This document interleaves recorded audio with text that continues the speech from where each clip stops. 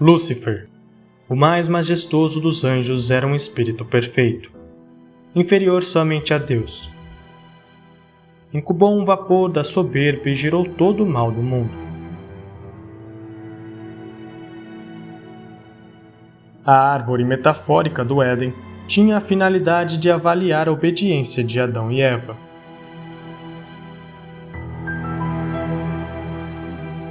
Deus havia dito: "Não tenteis roubar-me o direito de ser criador dos homens. Basta meu amor sem a libido da sensualidade para que nasçam novas criaturas."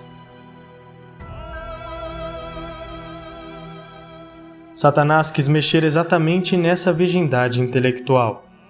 Com línguas de serpente, acariciou os membros de Eva, fazendo surgir reflexos e desejos desconhecidos. A carne foi despertada. Se tivesse recusado, Deus teria lhe devolvido a inocência. Mas Eva não foi a Deus, voltou ao sedutor. A sensação agradável fez Eva pegar do fruto doce e comeu. Com a malícia que já lhe mordia as entranhas, passou a ver tudo com outros olhos e desejar usos e costumes dos irracionais. Eva iniciou no pecado e terminou com um homem.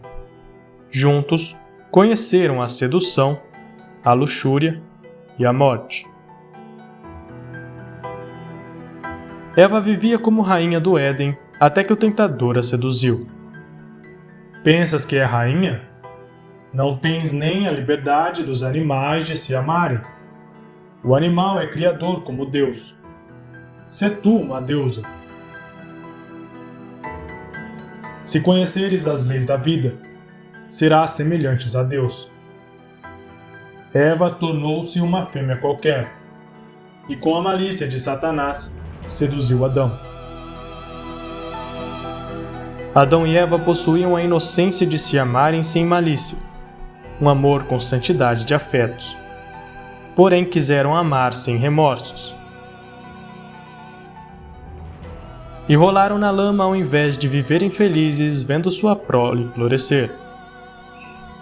Como a árvore que se cobre de flores, sem ter que curvar sua copa em brejos imundos.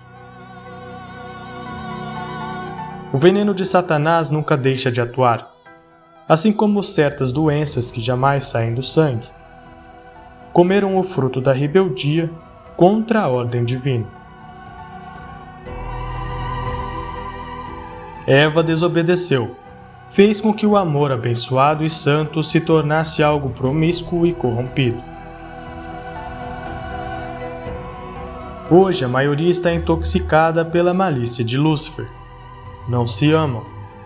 Apenas saciam a sensualidade, permitindo que a alma morra e a razão se deprave bem abaixo dos irracionais em sua sinceridade de amor.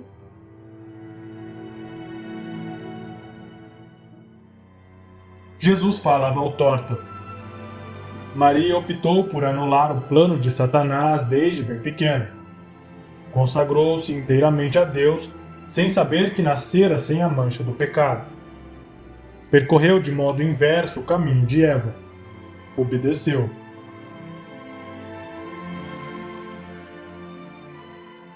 Dela nasceria a nova árvore com fruto do conhecimento do bem e do mal para todas as criaturas, mesmo as que insistem em ignorar de onde nasceu este bendito fruto.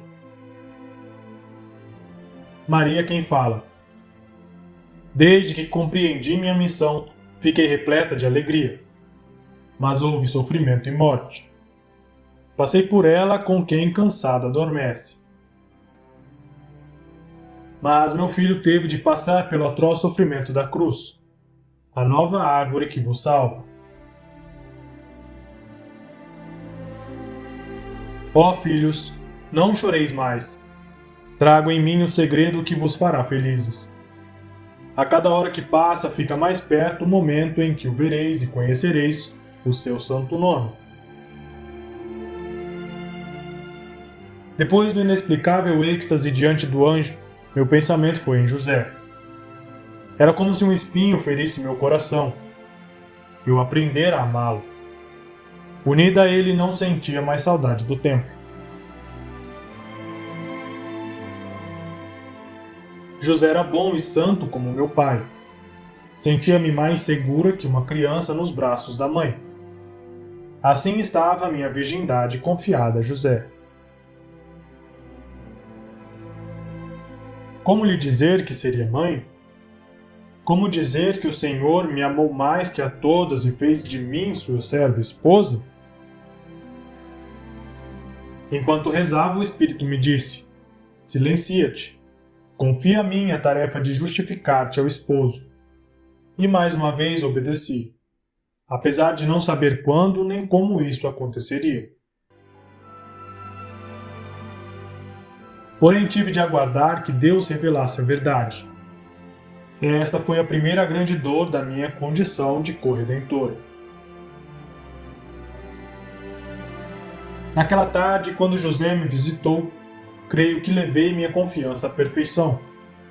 Passei a ter uma confiança divina, pois Deus era meu esposo e meu filho. Ah, quanta alegria! Ser uma com Deus. Contei-lhe apenas sobre a gravidez de Isabel, e percebendo meu desejo de estar com ela, prontificou-se de levar-me até Jerusalém.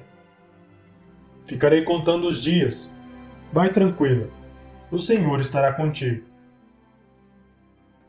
Mal sabia ele que pelo mistério da encarnação, o Senhor já habitava em meu ventre.